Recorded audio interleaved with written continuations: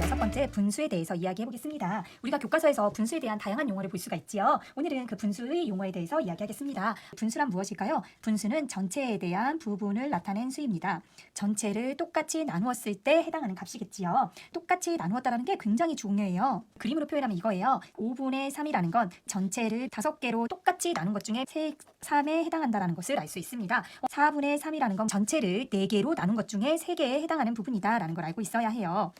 분수를 이야기할 때 알아둬야 하는 게 있죠. 5분의 3에서 아랫부분 이 부분을 무엇이라고 하나요? 맞아요. 이 아래에 있는 수를 분모라고 합니다. 이 위에 있는 이 수를 무엇이라고 할까요? 이 값들을 분자라고 합니다. 분자와 분모 명칭 잘 기억해 주세요. 분수를 이야기할 때 분모를 단위로 생각하라고 많이 해요. 얘기냐? 5분의 3이라는 건 5개로 남은 것 중에 하나인 게 3개가 있어. 자, 4분의 3이라는 건 어떤 한 개를 4개로 나눈 것 중에 그것이 3개가 있어. 얘기냐? 5분의 1이 3개 있어. 4분의 3은 4분의 1이 3개 있어. 이렇게 기억을 하고 한다면 나중에 덧셈 뺄셈을 할 때에도 훨씬 더 잘 기억할 수 있습니다. 이제 제대로 용어로 들어가면요. 첫 번째 진분수입니다. 이때 이 진짜는 진짜 할 때 진짜예요. 참 진짜.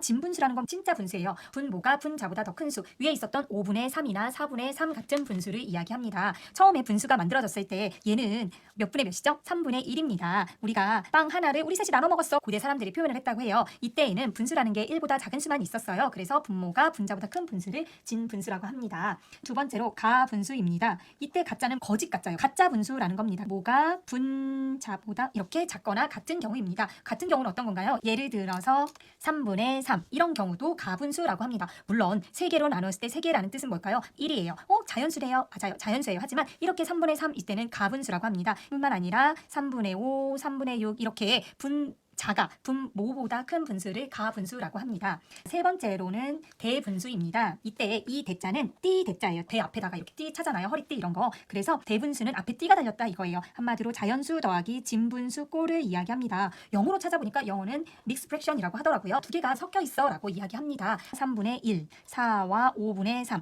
앞에 자연수가 있고 뒤에 진분수가 있는 경우를 이야기합니다. 중학교 이상에서부터는 대분수를 거의 쓰지 않고 가분수와 진분수만 나타내는데요. 초중에서는 대분수를 사용합니다. 그 이유는 아이들이 수를 어림하기가 좋아요. 예를 들어서 5분의 13 이 수가 얼마인지 잘 어림하기가 힘들어요. 하지만 대분수로 고치면 얼마일까요? 2와 5분의 3이에요.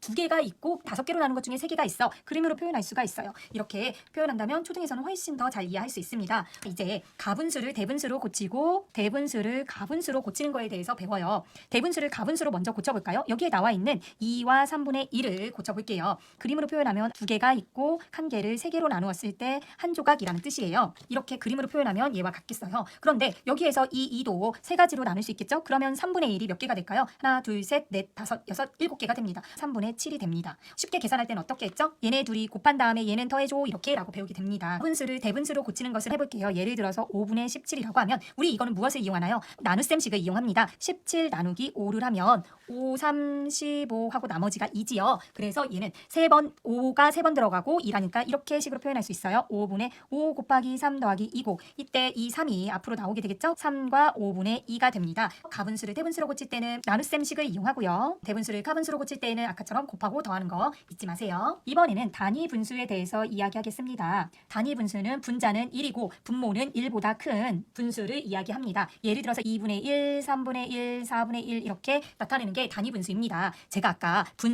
분모를 단위로 생각하면 좋다고 했어요. 이런 단위들이 있다라고 생각을 하세요. 그러면 훨씬 더 계산이 쉬워질 거예요. 다섯 번째로는 기약분수입니다. 기약분수는 분모와 분자가 공약수가 1인 분수, 더 이상 약분이 되지 않는 분수라고 할 수 있어요. 기약분수까지 배웠더라면 여러분은 이미 5학년 1학기까지 수업을 하게 된 겁니다. 약분이라는 게 무엇이죠?